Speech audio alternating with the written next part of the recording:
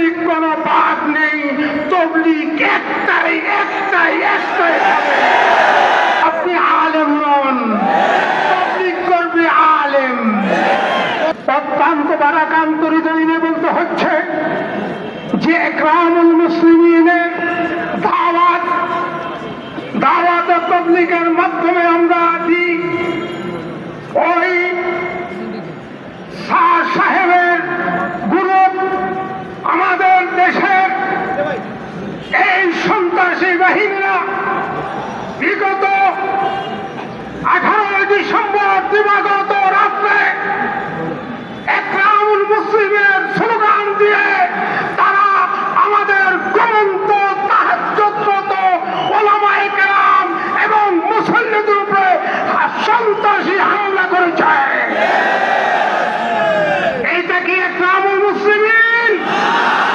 আমি জিজ্ঞাসা করতে চাই ওই ইঞ্জিনিয়ার সাহেবকে, আপনি ওয়াসিফ সাহেব, আপনি ইঞ্জিনিয়ার, আপনি আলেম নন, তবলিগ করবে আলেম। কোরআন হাদিসের সিদ্ধান্ত, আলেম বাদে কেউ তবলিগ করার কোনো ক্ষমতা রাখে না।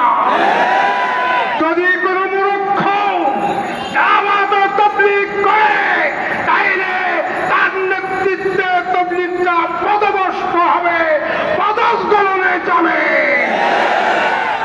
অতএব সে দাওয়াত ও তবলিগের মুরব্বী হওয়ার মতো যোগ্যতা তার নেই।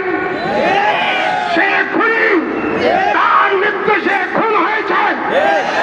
কোন খুনি দাওয়াত ও তবলিগের মেহনত করতে পারে না।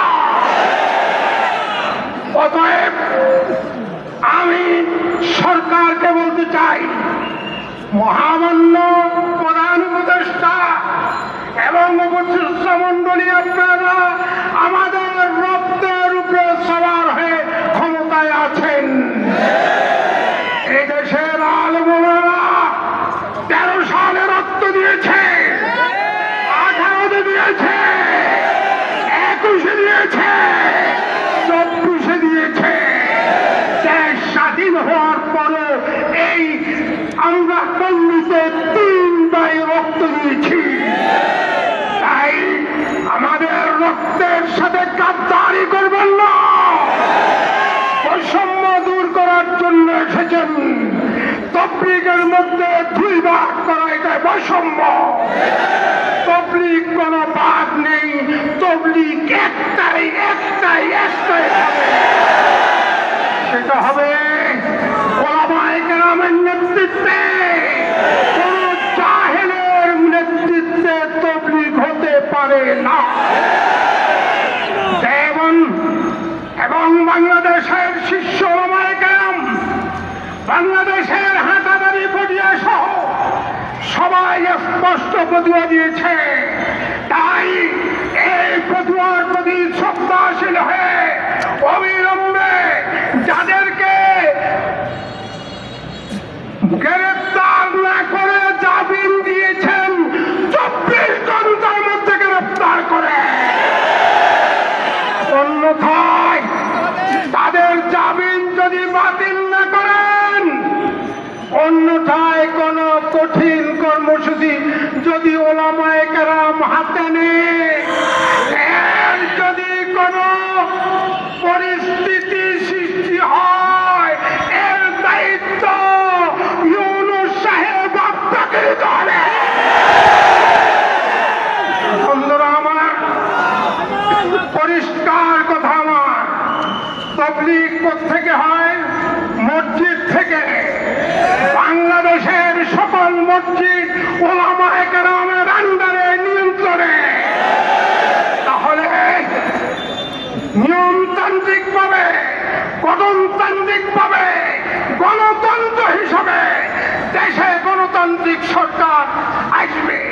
যারা নির্বাচনে বেশি আসন পাবে তারা সরকার গঠন করবে, তারা দেশ চালাবে। আমাদের দেশে মসজিদগুলো আমাদের ওলামাদের হাতে, আমাদের হাতে। অতএব গণতন্ত্রের প্রতি শ্রদ্ধাশীল হয়ে সকল মসজিদে শুধু একমাত্র ওলামায়ে কেরামের তত্ত্ব